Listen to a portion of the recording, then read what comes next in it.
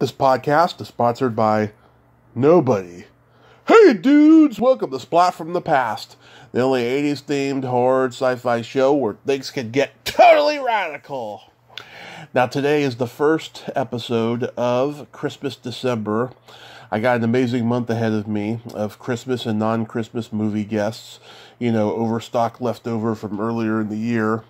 And today I will be talking to Bay Area comedy legend Debi Durst, wife of Will Durst, a huge Bay Area comedy legend. And Debi did some voices for Tim Burton's The Nightmare Before Christmas. Yes, we're getting into the Christmas spirit really, really early now on December 1st. And Debi, she did the voices of, Corpse Kid, Corpse Mom, Small Witch. She was on an episode of Midnight Caller before that. She's one of the bookers of Comedy Day. She's done stuff like that, and we're going to talk about all of that stuff today. And it should be pretty cool. I've heard a lot of good things about Debi over the years. Never really met her until I asked her to come on the podcast several weeks ago. And yeah, so let's kick off Christmas December with Debi Durst. Hello? Hey, Debi, welcome to the show. How are you today? I'm doing swell. How are you? I am pretty spectacular. The sun is out and I can't complain. Yay! Yeah, the sun is out and it's actually kind of warm outside. Oh, over there? Leave me to believe I might even want to go outside and sit for a little bit. Grab some vitamin D. How was your Thanksgiving? It was nice. It was quiet. I spent it with some relatives, and kind of picked out, because last year was so quiet. Last year was nobody and nothing. Yeah. So this year was a bit of family and a lot of food. So that was it was good. It was good. Yeah. I just finished the very last piece of sweet potato pie. Really? So, yeah. Yeah, we had low key, just a lot of eating, that's all. Yeah, just a lot of food. I was like, I remember what this is like. This is such a great honor. Thank you for taking the time today. Well, thanks for acting, because nobody ever, for the past couple of years, it's just kind of been me and the cats, and nobody, the cats really don't talk back, which is good. And, it's just, it's been pretty weird. Mm-hmm. So, going back in time, did you gravitate toward acting and comedy early on in your childhood? Of course I did. I loved watching comedy on television. Mm-hmm. Of course, when I grew up, things were in black and white, and I loved watching it. We had this thing, kids, called the Sullivan Show, and there were a lot of comedians on Ed Sullivan. I particularly liked when he had Phyllis Diller on. Joan Rivers was on a lot. There were just a lot of, and I loved comedy and I loved performing. Mm-hmm. And we used to, the kids on the block, we made up our own plays and did little shows in the garage, your typical kind of stuff. So when I got to school, I always was interested in performing arts and always had some sort of a drama class involved in whatever I was doing, mm-hmm. Going all through school. And then I guess it was my last year of high school. Yeah. The last semester was spent just learning all of the improv games. I believe that's when the book came out, Improvisation for the Theater. And that was very exciting. So I learned all these improv games, and I just kind of kept going and doing theater all through college. Mm-hmm. You're born and raised in San Francisco? Yes. Yes. I born in San Francisco, spent some time in Pacifica. I live in San Francisco. I've been all over the place. And you know what? This is still the best place. Yeah. I think. Born and raised in San Mateo. You know, I was there until 4 years ago, and it was great until, you know, the .com boom happened, and then I was just like, I got the fuck out of there.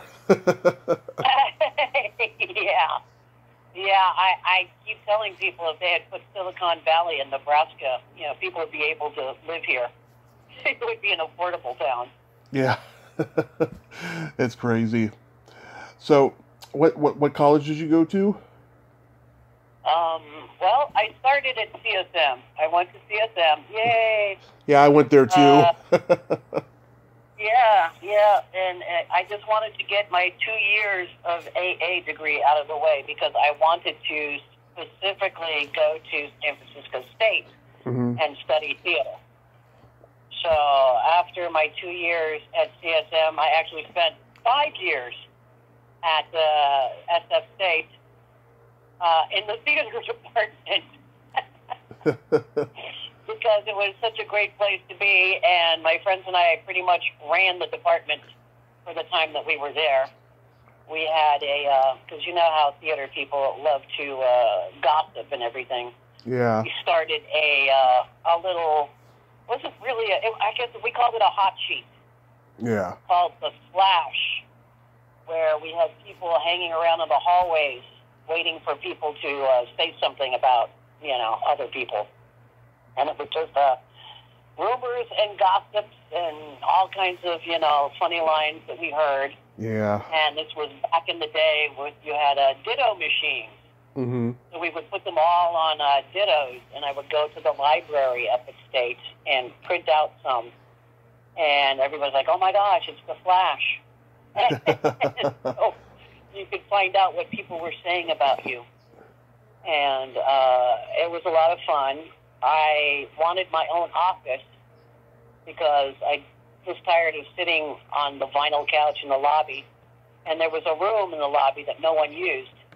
So I went to the Associated Students and said, hey, there's this room that nobody uses in the theater lobby. What's in it? Yeah. And they said, there's nothing. And I said, well, I want an office and I want keys. And they said, well, we can do that if you want to reopen the charter for the Players Club. And I guess the Players Club was a huge thing at San Francisco State, and then it got shut down during the riots in 1968. Right. So I said, sure, what the heck, I'll reopen the Players Club, and they gave me a key to the room. So I had my own office. We scrounged a desk from the props room downstairs. A friend of mine and I went to, I think, a bus van at this huge, huge store in the Richmond district, and we picked up a couple of big coffee machines. Yeah. And we made coffee for people, and we opened the door. It had a Dutch door, so we would open the top door and go, coffee, who needs coffee? So the Players Club opened a bank account at a local bank, and we just started making money. We sold cookies during the plays at intermission, and they used to give out awards at the end of every year.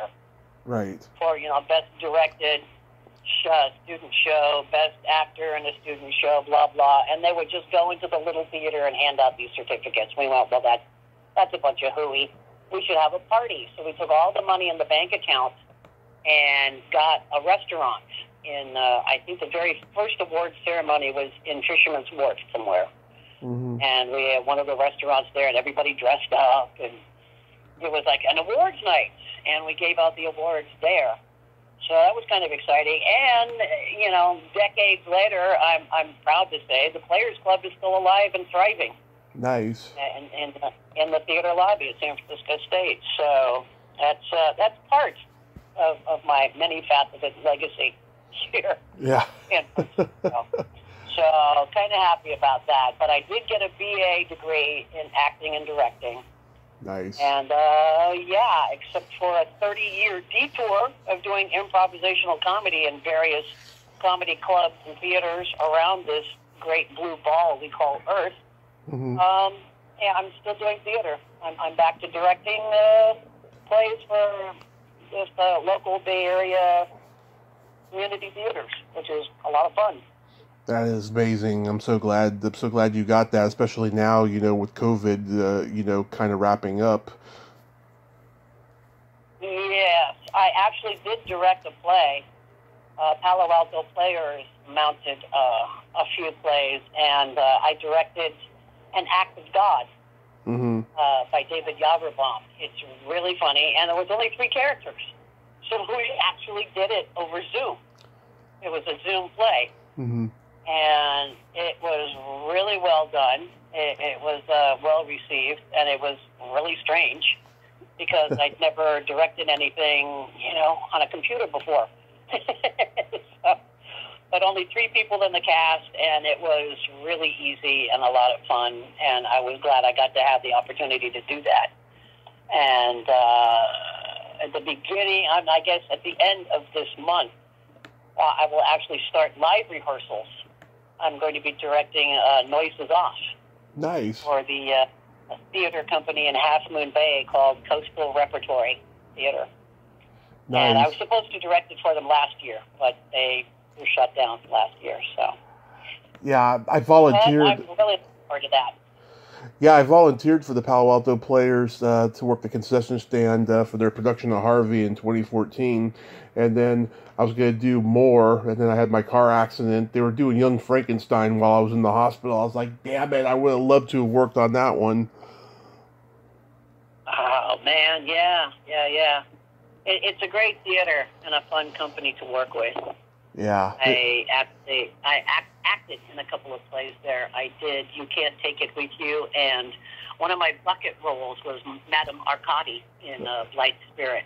Nice. So, yeah.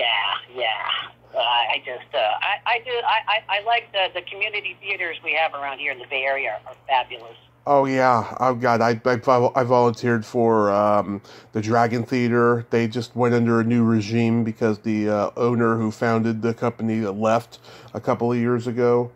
I loved getting involved in theater when I was down there. We have 2 theater companies over here in Reading where I live now, but they're not very accommodating to a person who's been injured, so I just stay away from them.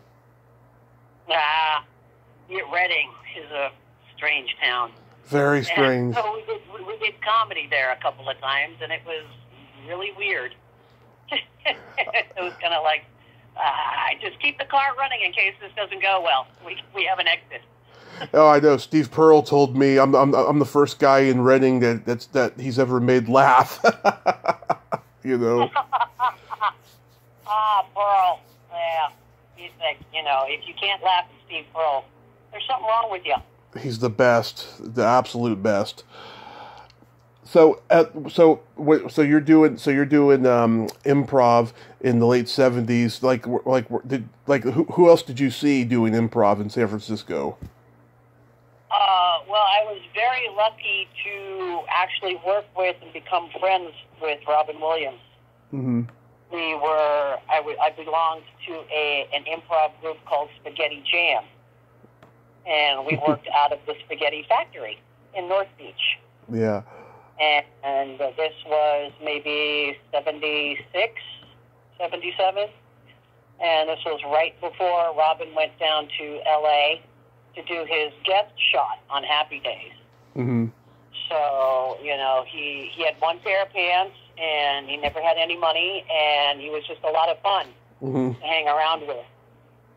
So I kind of cut my teeth, doing improv there for years, 76 through 1980, I think, hanging around North Beach.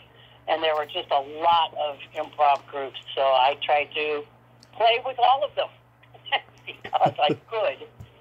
And that was kind of the beginning of the whole comedy boom here in the Bay Area. Where anybody who had an empty spot at the end of a restaurant said, hey, we could put a stage there and do comedy.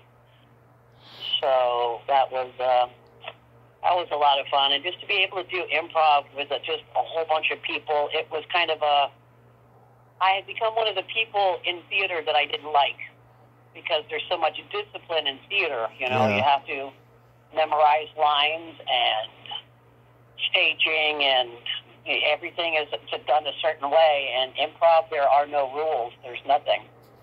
So it was kind of the opposite of what I had been trained to do. But it helped a lot having theater training, because then you could have something to fall back on if things weren't going well on stage. So that was just a lot of fun. But we had no idea what anything was going to be like. Yeah. So, and this was like during the whole golden age of the Holy City Zoo?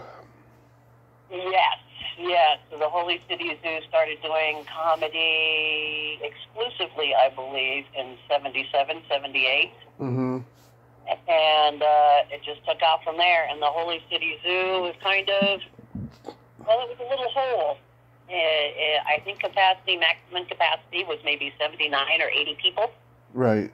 And it's only beer and wine license.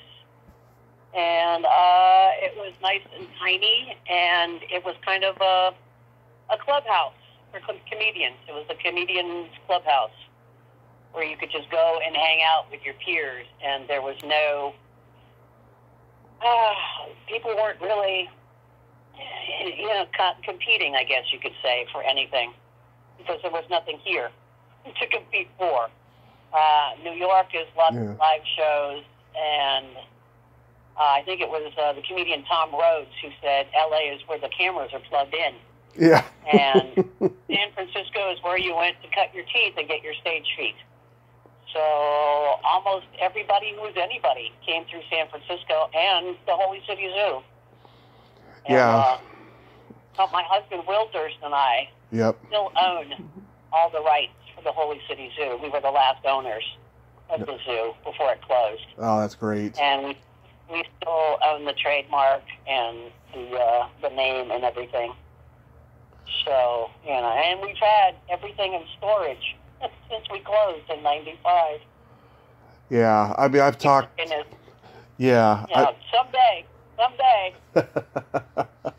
I mean, I've talked to, all the great performers who were there, like Rick and Ruby and Diane Amos and Monica Piper and all these great comedians, and just told me just what a great camaraderie it was, and just how magical it was, and of course my generation, I overstayed my welcome, doing comedy in the Bay Area for 10 years, thinking that it was going to get better and stuff, and it just got worse. It's a hack haven with all these alpha bros and woke feminist housewives doing comedy now.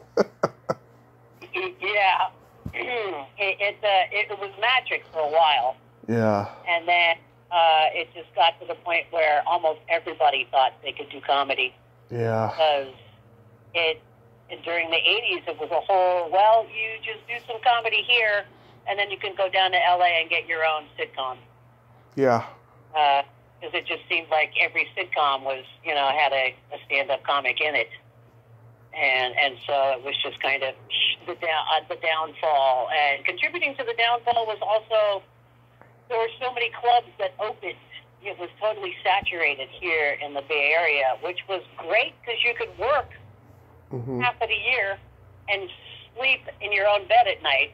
So you could, drive to all these gigs 6 months out of the year. But then some of the clubs were just so horrible because they just opened without any consideration of, what comedy is and who comedians are.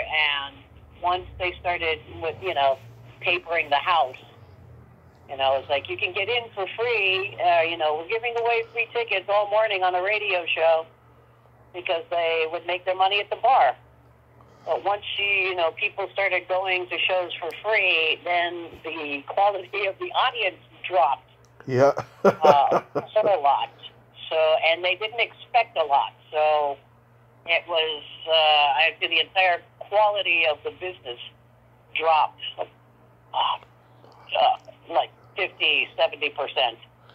Yeah. That was like the beginning of the end there at the late 80s, I'd say. Yeah, everyone, no matter how good or bad they were, they all got a development deal. Even if their show didn't make the air, they got a development deal, and they didn't hold on to their money, and now they're all angry and bitter. You know? Yeah, all angry and bitter and starting out in clubs all over again. Yeah. Justice in some sort of way. Yeah. Did Will ever get a development deal? No. Will, being a political comedian, people were reticent to, give him any sort of deals for anything. And he didn't want to have a show that he didn't have any control of. And then there was also all of his material would disappear as soon as the next day's news came out. Right. So there's no way to put that on tape and save it until, half the season is over and then play it, because a lot of the news would be dead by then. Yeah, I would have given him a show where he was a politician or something. I think it would have been a funny show. Yeah, I don't know. The people in charge at the time were just...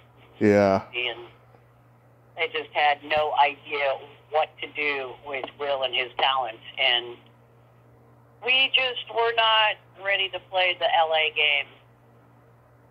Yeah. We were just in it for the long haul. We didn't want to be one of those, hey, I used to be somebody and now I'm old and bitter people. Yeah. We wanted to be like Hume Cronin and Jessica Tandy, who were never really famous, but they worked until they died. Yeah. And they could go out and do shopping at their local grocery store and not be bothered. So that was just kind of our thing. We just wanted to be able to live our lives the way we want to live, but still work. Yeah, well, they got Academy Awards, and people knew who they were, but before that, they go, what work did they do before, Cocoon, Right. Yeah. It's crazy. Did you ever see the Committee perform in San Francisco? Yes, I did. And I was lucky enough to be actually in 2 of their shows during the last year that they performed.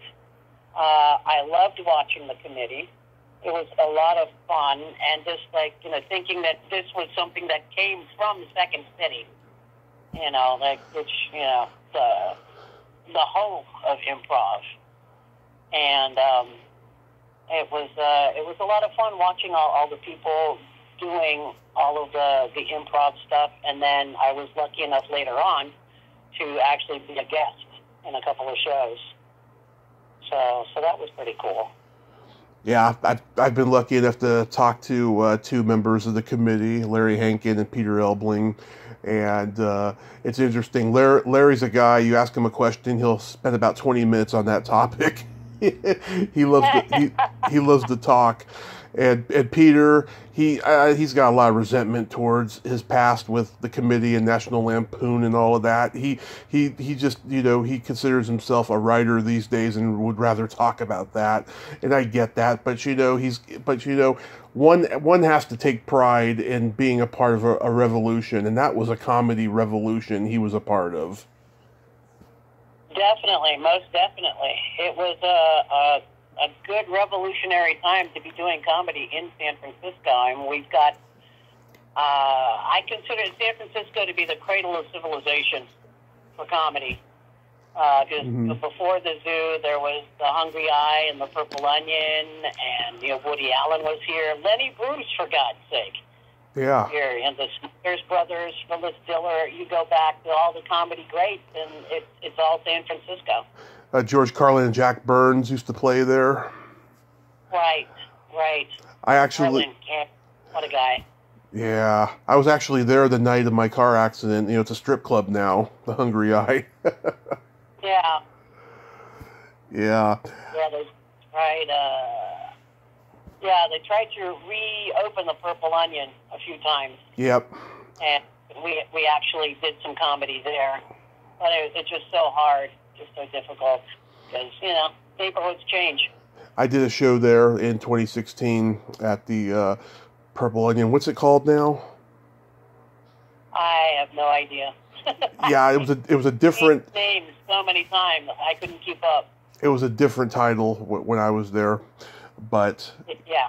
yeah, it was still a good room though, from what I remember. So I see. Yeah, it was, Go ahead. if you could get down the stairs to get to the basement. Yeah. Exactly. I see you did an episode of Midnight Caller. Oh, good Lord. Wow. Yeah, that's way back. Way back.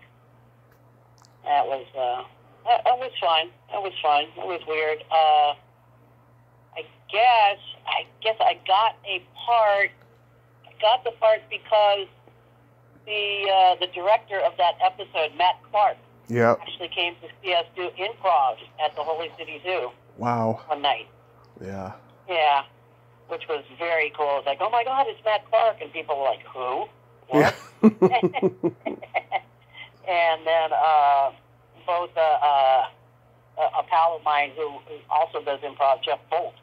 Mm-hmm.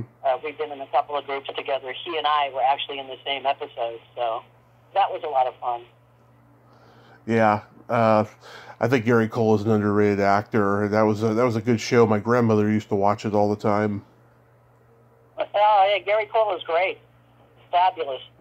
In fact, I think one night he came in when I was at one of my spots. It was like, at the bar at the Punchline Mm-hmm. Comedy Club. And he came in one night and sitting at the bar, and we were talking. And he's a nice guy. He's a great guy, and I've just loved everything he's ever done. Very underrated. Very underrated. Yeah, I loved it when he played Mike Brady in the Brady Bunch movies. He did Robert Reed so well in that role. Yeah, well, of course, I think my favorite thing that he did, well, not lately, but was working with Will Ferrell in the Ricky Bobby Show. Oh, he was great in that. I thought you were going to mention when he worked with Robin in 1 Hour Photo. Yeah, there's so many movies that Robin did. I still can't watch any of them. So. Yeah, I can imagine. So how did you get so lucky into lending your voices in The Nightmare Before Christmas? I was doing voice work because everybody in improv was doing voice work. And my agent had called me and said they're auditioning for voices down at the old the Coppola building, that funny-looking building downtown in North Beach. Mm-hmm. And because that's where they were having their, I guess, people come in to do interviews. And I went in, and there was a woman who used to work with the casting people, and she's quite famous in her own right, Debi Nelson. Okay. She was one of the casting agents, and she said, you know what, here's a big book of all the drawings of all the characters, and we're looking for people to do voices for these characters. And she went, oh, I'm out of copy. And then she kind of shoved the binder, towards me across the desk, and she said, I'm going to go get some more copy. I'll be back. Mm-hmm. And she left me alone with the binder, so I'm just flipping through the pages, looking at all of these drawings of all the characters, trying to figure out what kind of voices I could do. And then she came back like maybe 15 minutes later and said, yeah, so where were we? And I went, looking at the characters and the voices. And she said, oh, yeah. And she just gave me a cassette. Because back in the day, that's how you did recording. Yeah. A cassette had some of the songs on it that Danny Elfman had recorded. And she said, take this tape, listen to it, and I'm gonna call you in when we do the voice auditions. And the voice auditions were at the old San Francisco studios. There used to be this huge building. I think it was 7th Street downtown somewhere, south of Market. Mm-hmm. And they had all the walls inside were covered with storyboards.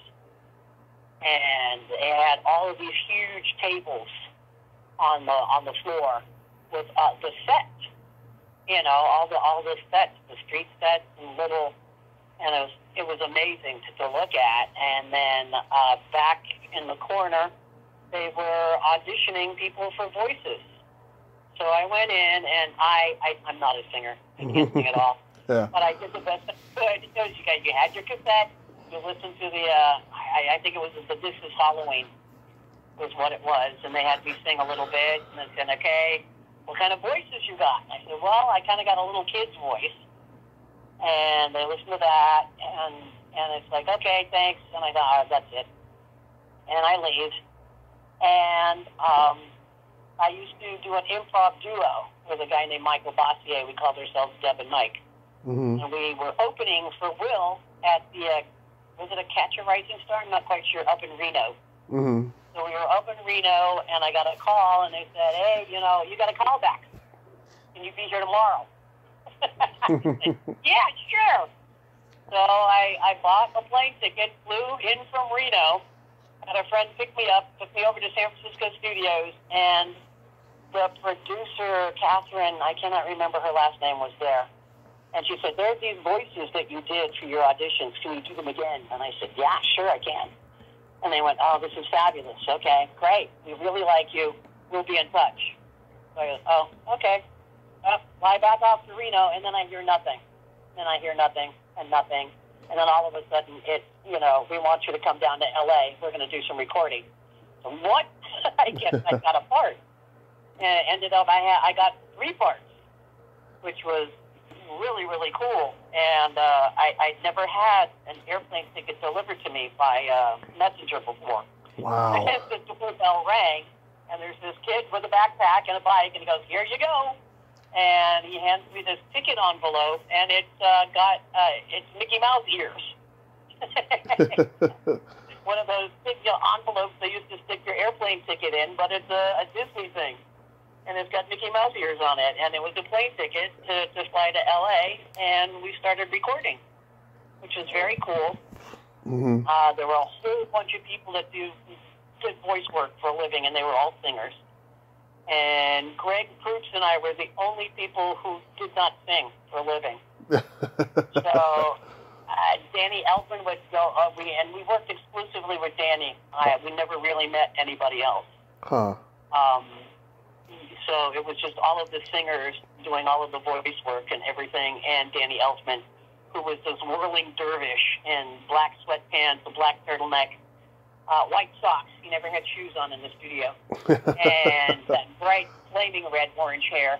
Yeah. And we'd go to the piano and go, okay, for the next song, we're going to do it like this. And everybody went, okay. And Greg and I would look at each other and go, I guess we'll just follow everybody else. I have no idea what just happened. So that's how a lot of the recording went. And it would be maybe 4 or 5 months in between. The entire process of recording the entire film took a little, I'd say almost 2 years. Yeah. And every time we left and came back, I would go, well, they haven't called in a couple of months. Was that it? Have I been written out? I don't know. Yeah. And then another ticket would come, and then off I went. So that was pretty cool. It was a lot of fun. Phenomenal. Did you at least Did you at least get to meet Tim Burton? No, we did not meet Tim Burton. Henry Selick was the guy that was hanging around a lot because he was the director. Yeah. And Henry's a great guy. Henry Selick is just fabulous. And he liked me. His favorite thing was was the corpse child going, there goes Christmas. And every time I ran into him years after the film was done, he would go, just say it for me. And I would. So, and then Henry actually remembered me when it came time for him to do casting for James and the Giant Peach. I got to go back to San Francisco studios, and I spent 2 days with Henry dressed up as this spider thing, and I helped him audition all the boys that came in to audition for James, the role of James. Yeah. And that was a lot of fun. Yeah. You also. Yeah. You also worked with him on Monkey Bone, too. Yeah, on Monkey Bone as well. My one line I have in Monkey Bone is the very beginning of the film, which I still get residual checks for like $1.380, Yeah. and they take taxes out. So, yeah, I have a stack of checks that are like 50, 60, 70 cents. Yeah. All from Monkey Bone. That, you know, they still come. Disney's the gift that lives forever. Yeah. The Corpse Kid, he looked like a horrific Pugsley Adams. Yeah, the Corpse Child was a lot of fun, and I had no idea he even had a name until like a year ago. Wow. So, yeah. It was a great experience. It was surreal because you're doing it and you're working with Danny Elfman, and Danny Elfman is like standing over your shoulder going, okay, try it like this. Yeah. Okay. And then he goes, yeah. And actually, Greg Proops and I came up with the very beginning that this is Halloween, the end to the la la la la la la la la la la la. Greg and I were standing around, and we weren't recording anything, and he and I were doing the Wizard of Oz thing, and la la la la la la la la la la la la la la. Because we had nothing to do, and then Danny Elfman goes, wait, what's that? And we go, it's, Wizard of Oz, and he goes, that's perfect. So he truncated it, and that's how the end of the beginning of the movie, that first song, that's how that happened. Yeah, so it was just real fun. It was a fun experience. It was awesome. And we had no idea it was going to be a cult classic like it is. We figured, all right, we're in a movie, and it's stop-action animation, and we all know how well those films do. And then it came out, and people loved it, and good Lord Almighty, it'll be almost, 30 years soon? A couple years? Yeah. Yeah, 93, yeah. Yeah, it'll be 30 in 2 years. Yeah. I went to, in 2019, I went to the horror convention in LA, Monsterpalooza. They have 2 a year, I always go. And they had a Nightmare Before Christmas reunion. They had Paul Rubens, Chris Sarandon, and Ken Page there. And I spent 2.5 hours in Paul Rubens' line. It was well worth it. He's such a sweet guy. Chris Sarandon, I was like, this is going to go either way. I've heard, he's very difficult to work with on movie sets, but he was very nice, very humble, and very appreciative of the fact that I told him, I think of him as one of the great American actors. And then I wanted to meet Ken Page, but for some reason I didn't get to. There were so many other people there I wanted to meet. But, yeah, I had a good experience meeting those guys.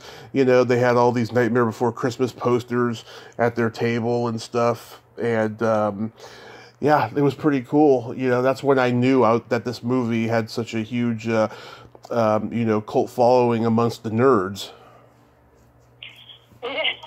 Yeah, it's kind of crazy. It's weird. It's straight. I got and then people will find me and send me things for me to sign and send back to them. Right. I got something from a kid in Gibraltar that is his favorite movie in the whole world, and I was like, "Wow, you live in Gibraltar?" And what? And so he sent me some stuff to sign, and I signed it and sent it back. And then he sent me like a couple of things from Gibraltar. It was very cool. Some postcards, and like, this is where I live, and blah, blah, blah. And so it's been a great experience, and people just love it. And a friend of mine, her children were just nuts about the movie, and actually she's my hairdresser. That's my hair. So when the kids were growing up, every time I went down to get my hair done, she'd go, just call my house and leave a message in one of the voices, and they would go nuts when she played it for them that night. So, it's just, I don't know, it's unbelievable that it just took off and has become such a part of I guess, American film history. Seems weird, but I like it. I just kind of see myself like, Alan Rickman. Yeah. Alex Bequest, you know? Yeah. The tables going, is this it? Yeah, I mean, I got into the movie later in life because, there was a period after Home Alone where there was like a dozen Christmas movies out every year, and it made me sick. I love Christmas, right? But, like, I just didn't think that, it was necessary to over-commercialize Christmas by that point, right? So it wasn't until, like, a few years ago I got into this movie, and I was like, this is a pretty damn good movie. It's Tim Burton's vision, it's his style of animation, that he was trained to do when he was at the Disney school. I mean, it's just a great movie. Yeah, and then all of the really tender, loving care and just attention to detail that it took 2 years to make the film, you know? Yeah. One of our recording sessions, and I don't know what her official title was, but she was making dresses for Sally.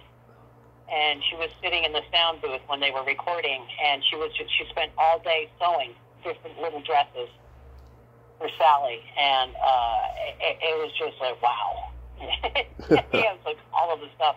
Just walking into and seeing all of the walls covered in the storyboards, and all of the tables with all of the stuff on it, all the sets and everything was just pretty good. It was pretty exciting. That's so awesome. Do you hope that there's going to be a sequel someday, or at least a reboot? I don't know. There might be like maybe for the 30th anniversary they'll come up with something. Yeah.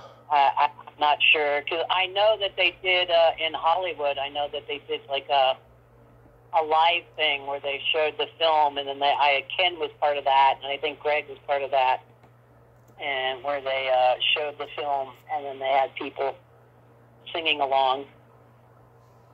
Yeah. So it's still pretty popular.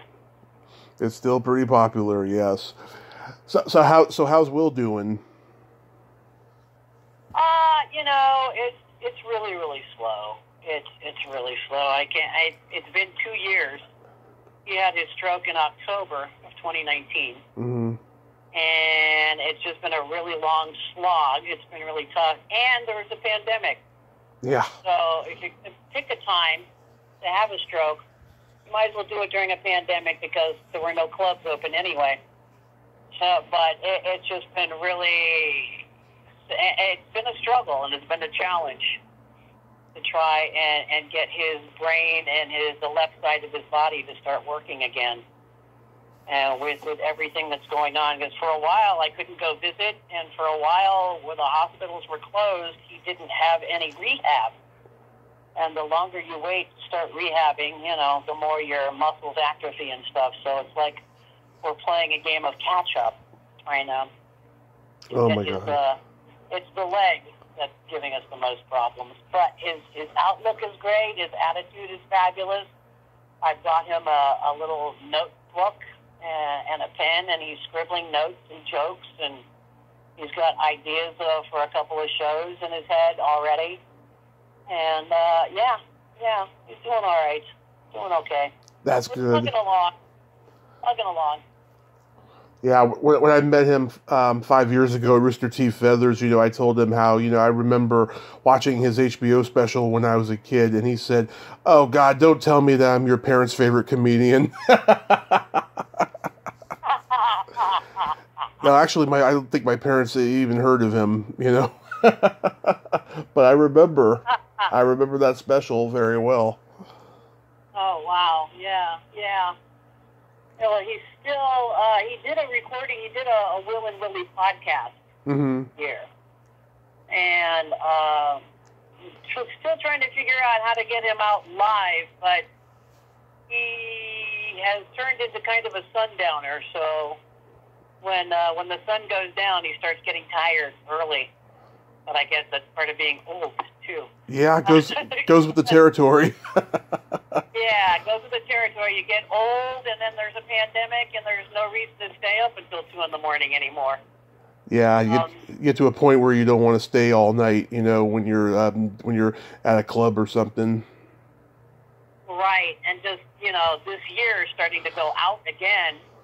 My friend and I were going out, and we actually, I work with Diane Amos and Judy Nihei, and we call ourselves the Bad Aunties. And the three of us do improv show. And we were going out to an improv show. It was like, this feels really weird. I'm driving on a freeway, and it's night. Yeah. Haven't been out at night in a long time. This is kind of weird. I hope I got what it takes to do the show.